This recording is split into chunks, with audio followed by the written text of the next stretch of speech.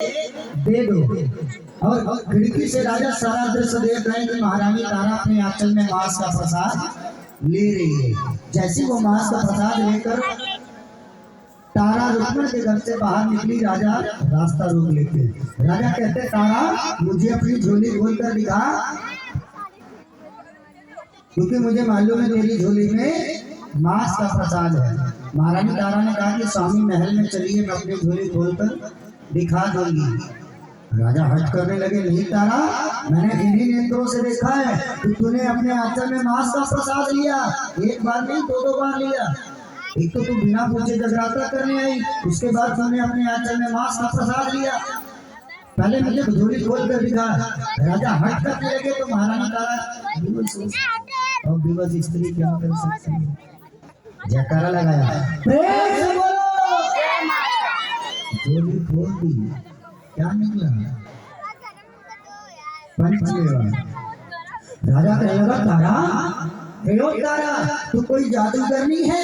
अरे मैंने इन्हीं नेत्रों से देखा कि तूने अपने आंचल में मांस का प्रसाद लिया। ये पंचमेवा कैसे बन गया?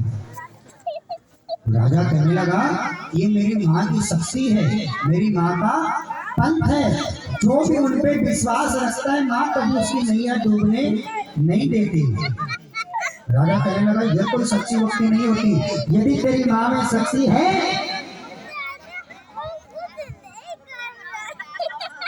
तो फिर करके दिखा।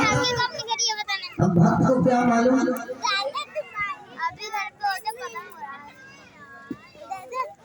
माता का प्रसंग आया है, अब भूख लगी है। ये नहीं इसमें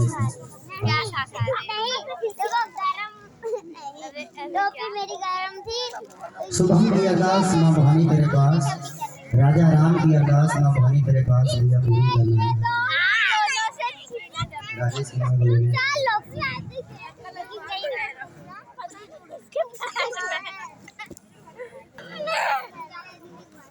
अरे माता हमको याद है,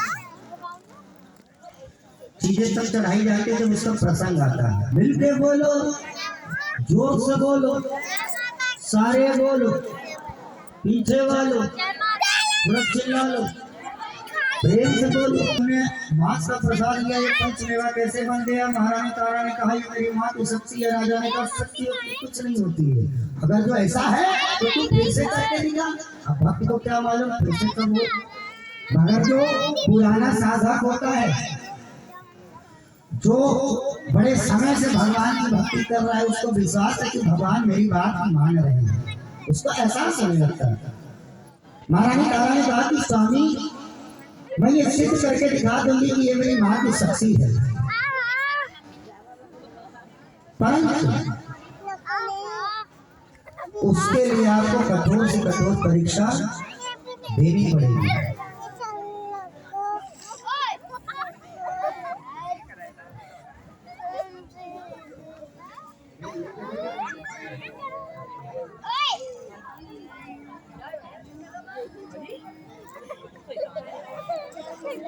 मैं सिद्ध को करके दिखा दूंगी, परंतु उसके लिए आपको कठोर से कठोर परीक्षा देनी पड़ेगी। और मुझे पता है कि आप ये कठोर परीक्षा नहीं दे पाओगे। अगर जो आपको ईश्वर की प्राप्ति करनी होगी तो आप क्या करेंगे? देखो मैं अपनी समझ से बता रहा हूँ, आप लोग तो बहुत अच्छे बहुत बोले हो। सुनो, मैं अपनी समझ से बता रहा हूँ, आप लोग बताना मेरी समझ ठीक बता रही कि गलत। कहते हैं कि ईश्वर को प्राप्त करने की जो पहली सीढ़ी होती है वो होता है मोह का नाश, है ना? मोह का नाश करना। क्योंकि जब इंसान मोह में फंसा होता है तो भगवान की प्राप्ति कभी नहीं कर सकता। महारानी तारा ने सोचा एक बारी देखे तो कि मेरे स्वामी संपूर्ण रूप से माँ के चरणों से सम्मिलित समर्पण है कि नहीं। महारानी तारा ने कहा कि बताओ स्वामी, हर मनुष्य के जीवन में कोई ना कोई एक ऐसी वस्तु होती है जिसको वो अपने प्राणों से भी ज्यादा प्रेम करता है। आप ये बताओ आपके जीवन में ऐसी कौन सी वस्तु है जिसको आप अपने प्राण से भी ज्यादा प्रेम करते हैं? जैसे कहता ना इंसान कि मेरे भले प्राण चले जाए, इसके प्राण बच जाए। तो ऐसी कौन सी वस्तु है? राजा ने कहा एक मेरा पुत्र रोहितास और एक मेरा घोड़ा, इन दोनों को मैं प्राणों से भी ज्यादा प्रेम करता हूँ।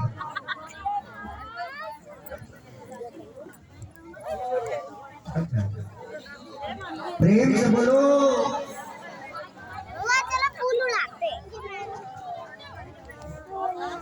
तो बोलो, हमने कहा था ना भूल जाते ऐसे ही। तो कहा कि आप ऐसा करिए, जाइए दोनों का शीश काट कर ले आइए, क्योंकि महारानी को पता था कि राजा इतनी कठोर परीक्षा नहीं दे पाएंगे। राजा चिल्ला उठा, अरे तारा तू पगला नहीं है? अरे घोड़ा कहा, चलो कोई बात नहीं, घोड़ा तो हम और भी ले लेंगे, राजा है। पुत्र का शीश है, पुत्र तो तेरा भी है, और तू अपने ही पुत्र का शीश काटने की बात कर रही है, मैं नहीं कर सकता। महारानी तारा ने मुस्कुराते हुए कहा कि मैंने तो पहले घर से अलग कर दिया, घोड़शाले में गए, घोड़े का शीश काट कर लिया। महारानी तारा ने कहा इनका प्रसाद बनाइए, ना चाहते हुए अपने पुत्र के मांस का प्रसाद बनाया। महारानी तारा ने कहा इसको 5 दोने में निकालिए, 5 दोने में निकाला। महारानी तारा ने कहा एक दोना मंदिर में रख दीजिए माता रानी के नाम का, एक दोना महल में रख दीजिए अपने पुत्र के नाम का, एक दोना घोड़शाले में रख दीजिए घोड़े के नाम का, एक दोना आप ले लीजिए और एक दोना मुझे दे दीजिए। महारानी तारा ने कहा सबसे पहले इस प्रसाद को आप खाओ।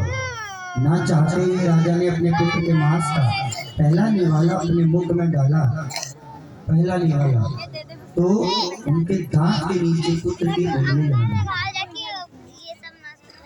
राजा की आंखों से आंसू की धार बहने लगी, राजा रोने लगे तो भाव विभोर हो गए, रोने लगे तो इधर उधर की बातें करने लगे। कहने लगे तारा, अरे तू कैसी माँ है, तू कैसी माँ है जो पुत्र का मांस खिला रही है? अरे मैं तो आज तक यही जानता था कि इस संसार में अपने संतान को कोई सबसे ज्यादा स्नेह करता है, मोह करता है, तो वो होती है माँ। कैसी माँ ये पुत्र का मांस खिलाए? कहते पीपल से बढ़कर कोई छांव नहीं होती, और यूं तो दुनिया में होती है हजारों माँ, मगर अपनी माँ से बढ़कर कोई माँ नहीं होती। माँ शब्द में कितना आनंद है ना?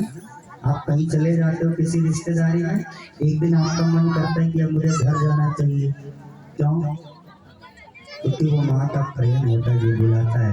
जब इंसान को घर जैसा प्रेम नहीं मिलता तो उसको तुरंत याद आती है कि अब मुझे अपने घर जाना चाहिए। बोले सच्चे दरबार की न जाने क्या क्या कहा, जैसे तैसे राजा ने उस प्रसाद को खाया। महारानी तारा ने कहा चाहिए महल में देखिए आपके पुत्र ने प्रसाद खाया कि नहीं खाया। राजा चिल्ला उठा, अरे तारा तू मेरे साथ क्यों परिहास करती है?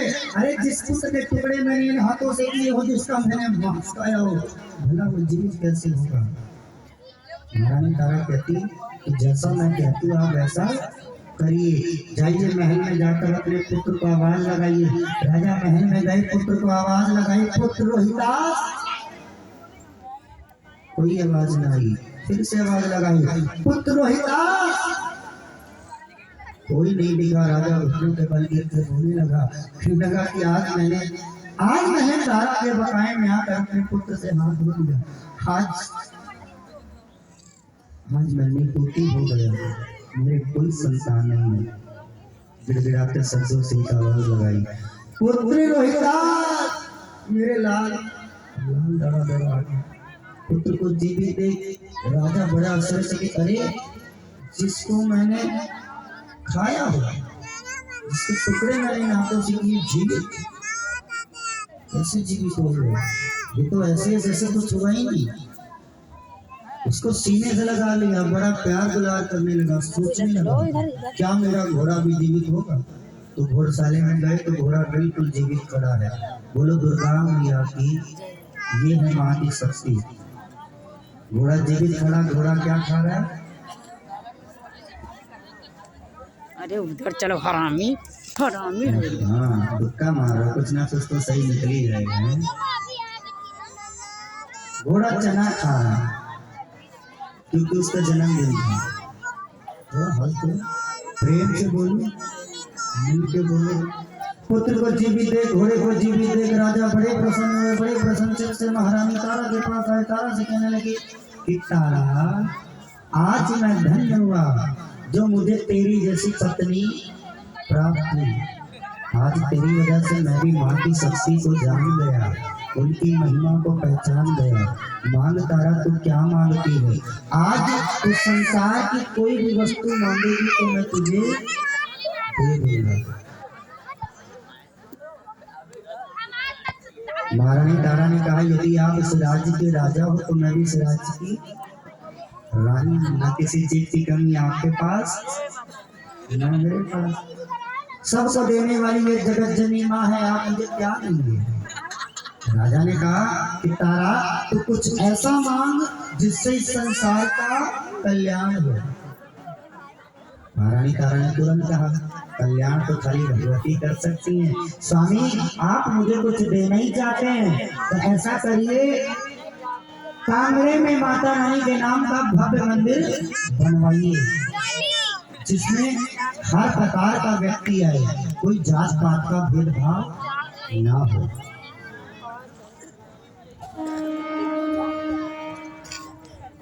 अच्छा, चलो इसे बाद में बोलो। दुर्गा मैया की, प्रेम से बोलो। राजा ने यही किया, कांगड़े में माता रानी के नाम का मंदिर बनवाया और राजा रानी उसी मंदिर के पुजारी हो गए। माँ की सेवा करते करते, पूजा पाठ करते करते करते करते करते करते करते करते अंतिम समय में मोक्ष धाम को प्राप्त हो गए। बोलो दुर्गा मैया की। आज भी दूर दूर से भक्त माँ कांगड़ा देवी के दर्शन करने जाते हैं। बोलो कांगड़े वाली मैया की, सच्चे दरबार की। कथा समझ में आई? कथा समझ में आई? पक्का जोरदार से गला लगाना। बोलो दुर्गा मैया की, सच्चे दरबार की। अब अपना अक्षर पुष्प दरबार में चढ़ा दीजिए।